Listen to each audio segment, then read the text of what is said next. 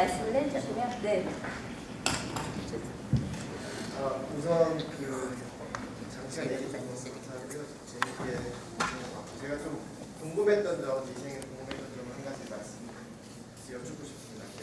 저는 한국에서 5년 정도 큰 대기업에서 일을 하다가 나름대로 좀 답답함을 느껴서 미국으로 늦게 가족들 데리고 박사 유학으로 출국하고 합니다. 미생 결말이 저는 제일 좀 인상적이고 기대돼서 봤는데 상당히 인간미가 넘치는 오 차장이라는 분이 퇴사를 하시고 그리고 장누레와 자기로 인해서 퇴사하셨던 분들을 모아서 회사를 하시잖아요. 근데 결국은 저는 좀 더 새로운 비전이 나올 줄 알았는데 예전에 그 원인터내셔널에서 일했던 클라이언트를 쉐어한다거나 그리고 결국 문제의 해결 방식이 상당히 인간미 넘치는 사람으로서는 연대를 통해 해결한다는 느낌을 받았습니다. 근데 한국에 오늘날 되게 많은 문제들이 있는데 작가 유태우 본인의 목소리로서 그런 문제들의 해결이 결국 인간적인 거나 이런 걸로 해결될 수 있다고 보시는 건지 아니면 또 다른 뭔가가 사회 구조적인 해결책이 있다고 보시는지 그런 게 좀 궁금했었습니다. 네, 한국에서 만화를 하거나 창작을 하게 되면 많은 사람들이 회사가 나면 회사에서 슈퍼히어로가 나오길 원하고 대학교가 나면 대학교의 슈퍼히어로가 나오길 원하고 각자의 분야에서 그 영역에 뿌리 깊게 고착화되어 있는 어떤 문제를 해결을 해주는 누군가가 나오기를 바라거든요. 제 만화가 안 한 지점이 그 지점인 것 같아요. 그러니까 슈퍼히어로가 아니라는 지점이거든요.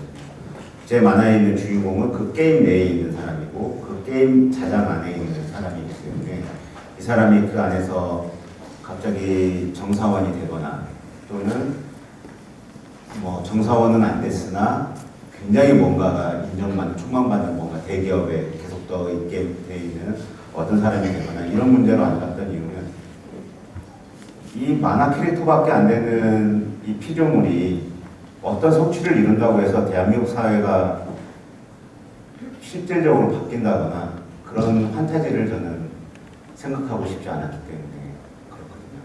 그러니까 실제 한국에 있는 어떤 회사에서 미생이 연대되고 있을 때 굉장한 이슈로 고졸사원을 잔뜩 뽑은 적이 있었거든요. 근데 계약을 연장한 비율을 봤더니 몇십 프로밖에 안 나고 다 그만둔 거예요. 그러니까 처우가 그만큼 좋지도 않았고 정말 이벤트용으로 말고는 정말 쓰지 않았던 거였죠. 그러니까 한국 사회가 그런 곳이구나 라는 생각도 좀 있었고요.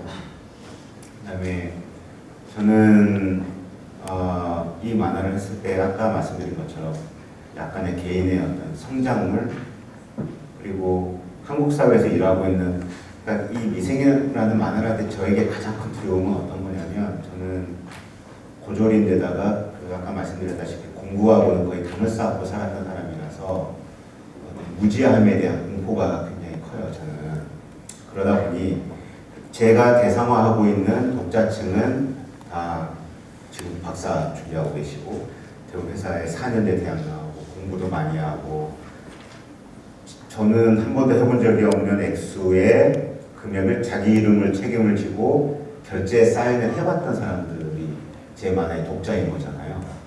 저 그 사람들 앞에서 제가 감히 어떤 통찰을 내보이려고 한다거나 그래야 돼 저래야 돼 라고 한다거나 감히 어떤 그분들보다는 조금 더 사회적인 발언권이 있는 창작자라는 사람이라고 해서 제가 만화를 통해서 저의 발언을 좀 실으려고 한다거나 그것은 굉장히 다른 게임의 문제로 확산될 수도 있다는 위험이 있을 수 있다는 생각을 했습니다. 그래서 이 정도만 살기에도 힘든 세상이라는 게 역설적으로 답이 된다고 저는 생각을 했어요. 그래서 영업상팀이라고 하는 만화상에 나오는 그 팀은 제가 생각할 때 직장인의 꿈동산이라고 저는 생각을 하는데 내가 만약에 회사에 들어간다면 난 이런 직장인이 되고 싶어. 내가 대리를 탄다면 이런 대리가 돼야지.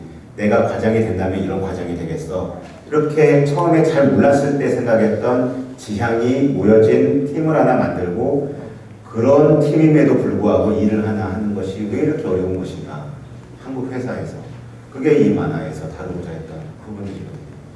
그러니까 이게 이 만화 편이 뭐라고 대한민국 사회의 대기업의 어떤 문화를 고발을 한다거나 그냥 뉘앙스적으로 다 나왔을 것 같아요. 지금까지 이 만화에서 다뤘던 어떤 것들이 직간접적으로 은유가 충분히 됐을 것 같고요. 이렇게 낭만적으로 끝낸 결말에 대해서 그것이 옳으냐 그러냐보다는 왜 그랬는가를 생각해 본다면 아직 이야기가 끝나지 않았기 때문에 이 이야기는 시즌2는 시즌1이 잘 됐기 때문에 한번 만들어 보는 것이 아니라 아직 이야기가 끝나지 않았기 때문에 시즌2를 하는 것이거든요. 그래서 지금이 완성형의 미생의 결말이 아닌 것이고 또 과연 결말이 있긴 한 것인가, 그냥 이 과정 자체가 다 작은 결말들이 쌓인 하나의 이야기인 게 아닌가. 우리 인생이 그런 것처럼 우리 인생이 작은 삶의 매듭을 짓지 않으면 앞으로 나아가지 못하는 것처럼 하나하나씩의 매듭을 지으면서 오늘을 보내고 내일을 맞이하고 이러는 것처럼 이 만화도 그렇게